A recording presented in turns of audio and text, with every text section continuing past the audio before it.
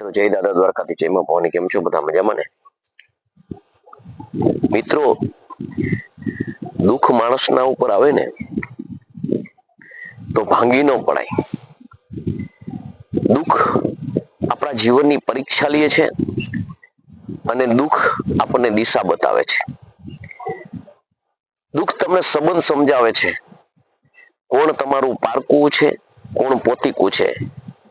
એ જ્યારે દુઃખ પડે ને ત્યારે એની પરખ થાય છે. એટલે મિત્રો, દુઃખ છે ને એ જીવનમાં ઘડતર કરે છે, જીવનને સાચી દિશા આપે છે, સમજણ આપે છે, જીવન જીવવાની થિયરી સમજાવે છે. માણસ જેમ નિશાળે જાય શિક્ષક પાસે અને પોતાના જે શિક્ષક છે એ બાળકને જેમ જીવનમાં કઈ રીતે જીવવું એથી લઈને કુલ ટોટલ માણસના જીવનમાં શું શું કર્તવ્ય આવે, આવી બધી શિખામણ આપણને નિશાળમાંથી આ જેમ આપે ને એનાથી બમણી માણસ શિક્ષક શીખવાડે ને એ નહીં શીખે ને એટલું દુઃખમાં શીખી જશે. દુઃખ માણસને પડે ને એટલે માણસ ડાયું થઈ જાય, માણસ સમજુ થઈ જાય, માણસને ભાન આવી જાય, માણસને નમ્રતા આવી જાય. માણસ જેમ લગામમાં બાંધેલો ઘોડો હોય અને છૂટો ઘોડામાં જેમ ફેર હોય ને એટલો ફેર પડી જાય. એટલે મિત્રો, દુઃખ છે ને એ જીવનનું ઘડતર કરે છે. અને માણસના જીવનમાં મિત્રો દુઃખ હોય ને તો જ સુખનો અહેસાસ થાય છે. ખાલી સુખ હોય તો માણસના જીવનની અંદર માણસ ઉદ્ધત બની જાય, માણસ બેકાબુ બની જાય. કારણ કે જીવનમાં મિત્રો એવું છે કે કંઈ પણ જીવન કસાય નહીં ને ત્યાં સુધી આ કુદરતની જે કરામત છે ને એની ખબર ન પડે. એટલે દુઃખ છે ને એ માણસના જીવનમાં એક ઘડતર કરે છે. માણસ કોઈ પણ સમસ્યામાં વીટલાય, માણસ જો જીવનમાં દુઃખ ન પડે ને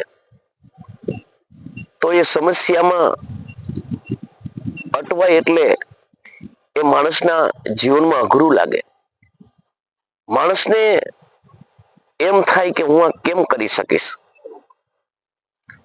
એટલે છતાં માણસના જીવનમાં જે સમસ્યા સર્જાય, જે દુઃખ પડે એ ઉપાડવા વાળી શક્તિ તમારા અંદર અદ્રશ્ય છે ને એ કઈ રીતે ઉપાડે છે ને, કઈ રીતે તમારું દુઃખ દૂર થઈ જાય છે ને એ તમને ખબર પણ નથી પડતી. કારણ કે તમારા જીવનની અંદર તમે જે એમ કહો છો ને કે હું કરું છું, પણ જ્યારે દુઃખ પડે છે ને ત્યારે માણસ નાસીપાસ થઈ જાય છે. ત્યારે જે તમારી અંદરની શક્તિ છે, ઈશ્વરીય શક્તિ છે, એ તમને સંભાળી લે છે.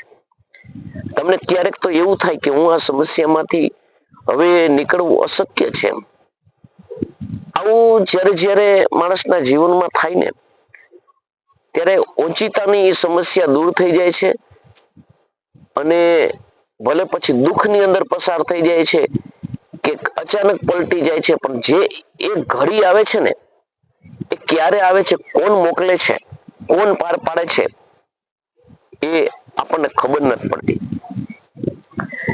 પરંતુ દુઃખ જીવનમાં મિત્રો કુટુંબમાં કઈ રીતે રહેવું, વ્યવહારમાં કઈ રીતે રહેવું, સંબંધીમાં કઈ રીતે રહેવું, જે ઉન્નત બનેલો માણસ, વૈભવમાં છકી ગયેલો માણસ, જે માણસ આપણને એમ થાય કે આ માણસ દુઃખ સહન કઈ રીતે કરી શકશે, આ માણસ આવો ઉદ્ધાન છે, આવો નાદાન છે, આ માણસનું જીવન ખરેખર નહીં ચાલે. આ શું કરશે? પણ જ્યારે માણસને દુઃખ આવે છે ને, ત્યારે એ જ માણસ એકદમ ડાયો બની જાય છે, એકદમ વિનમ્ર બની જાય છે, દુનિયાદારીની ભાન થઈ જાય છે, દુનિયાદારીના પાઠ કોઈ ન શીખવતા શીખી જાય છે. જે નાનપણની અંદર માતા પિતાએ જે સંસ્કારો દોરાવ્યા હોય અને ધ્યાને ન લીધા હોય ને, ત્યારે એ મા બાપની હયાતી ન હોય ને છતાં એ ઓટોમેટિક કોઈને કીધા વગર ઉપાડી લે છે. માણસ પોતા ઉપર પગભર થવા માટે પ્રયત્ન કરવા માંડે છે. જે માણસ એકાબીજીના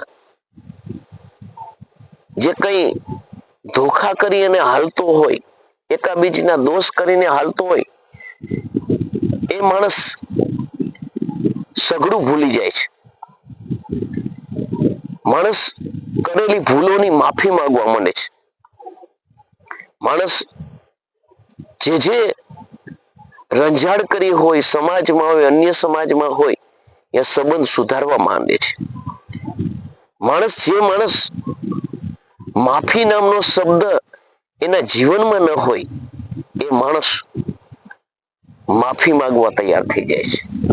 કેમ કે ભગવાને જે દુઃખ નામનું દર્દ માણસને મોકલે ને, એટલે સારાની શાન ઠેકાણે આવી જાય છે. તમે જેની પાછળ ઘસાણા છો, જે તમારી પાછળ આગળ પાછળ ચાલતા હતા, એ વ્યક્તિને તમને પોતિકા લાગતા હતા, તમને કામ આવશે એવું લાગતા હતા, એ તમારા દૂર એટલા થઈ જાય છે કે તમને એને ગોતવા જાઓ ને તો પણ મળતા નથી. જ્યારે તમે સપનામાં ના વિચાર્યું એવા વ્યક્તિ તમારી પાસે આવીને તમને મદદ માટે તૈયાર થઈ જાય છે. એટલે દુઃખ જીવનમાં મિત્રો એવું છે, દુઃખ એ ખરાબ નથી. માણસ નામનું પ્રાણીની અંદર મનત્વ પ્રગટાવે એવું કોઈ તત્વ હોય, અને મનત્વ સંપૂર્ણ રીતે માણસમાં સાકાર કોઈ કરી શકતું હોય તો એ એક જ છે, એ છે દુઃખ. કારણ કે માણસ જેના જીવનની અંદર જે કલ્પના નહોતી કે આવું મારે થશે, અને જ્યારે એવી સ્થિતિ સર્જાય છે ને, ત્યારે વિતાવેલા દિવસો એને ખૂબ યાદ આવે છે. પોતે વેડફેલો સમય, વેડફેલું વિત્ત, વેડફેલી જીભાન અને વેડફેલા સંબંધો, આ સર્વત્ર માણસના જીવનની અંદર માણસની આંખ ભીંજાવે છે. જે માણસ જેની પાછળ આજ દુનિયા દોડતી હતી, એ માણસ નોધારો બની જાય છે. ત્યારે ફક્ત ઈશ્વર નો સંકેત, ઈશ્વરીય શક્તિ આજ એની પાસે આવીને ઉભું રહે છે. એટલે મિત્રો, જીવનની અંદર દુઃખ આવે ને તો કદાપી ભાગવું નહીં. દુઃખ તમારા જીવનની અંદર છે ને, તમારું ઘડતર કરે છે. એનો સહેજતાથી સ્વીકાર કરવો, એનો દ્વેષ ન કરવો, ભગવાનને સાનિધ્યમાં રાખી અને વધાવી લેવું. કારણ કે દુઃખ છે ને, એ દુઃખની અંદર તમારા સંબંધો સચવાય છે. દુઃખની અંદર તમને પવિત્રતાના દર્શન થાય છે, તમને એકતાના દર્શન થાય છે. દુઃખમાં તમને પ્રેમ ઉપજે છે, જે સુખમાં આ કશું નથી યાદ આવતું.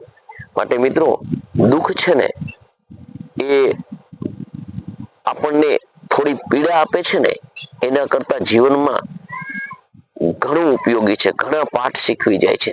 તો મારો વિડીયો તમને કેવો લાગ્યો એ કોમેન્ટ કરીને જણાવજો. જય માતાજી, જય દાદા દ્વારકાથી, જય માં ભવાની.